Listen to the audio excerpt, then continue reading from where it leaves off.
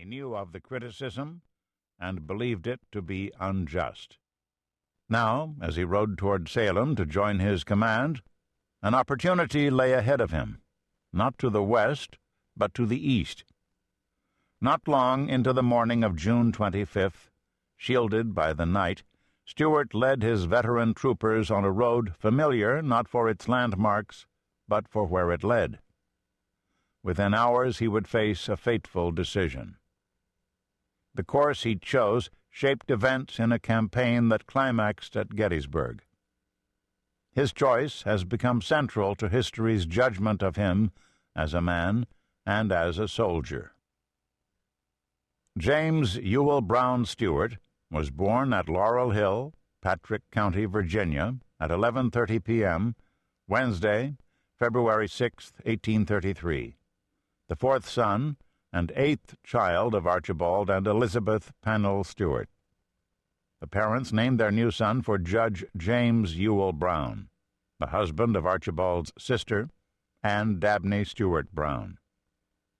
Family members and childhood friends called the boy James, Jim, or Jimmy. The Stuarts were Scotch-Irish and had lived in Virginia for nearly a century at the time of James's birth. His great-great-grandfather and his father's namesake, Archibald Stuart, had emigrated from Londonderry to Pennsylvania in 1726. A Presbyterian, Archibald had helped in fomenting a rebellion against authorities who were persecuting members of the church. Charged with treason, he left his wife, Janet, and two children and fled to America. Janet and the children joined him several years later, and in 1738 the family settled in Augusta County, Virginia. The couple had two more children, including a second son, Alexander, born in 1733 or 1734. Alexander Stuart, James's great-grandfather, lived his entire life in the Shenandoah Valley of Virginia. During the American Revolution, Stuart served as a major in a militia regiment, commanded by Colonel Samuel McDowell. At Guilford Courthouse, North Carolina, on March 15, 1781, Stuart led the regiment in the fighting, fell wounded, and was captured.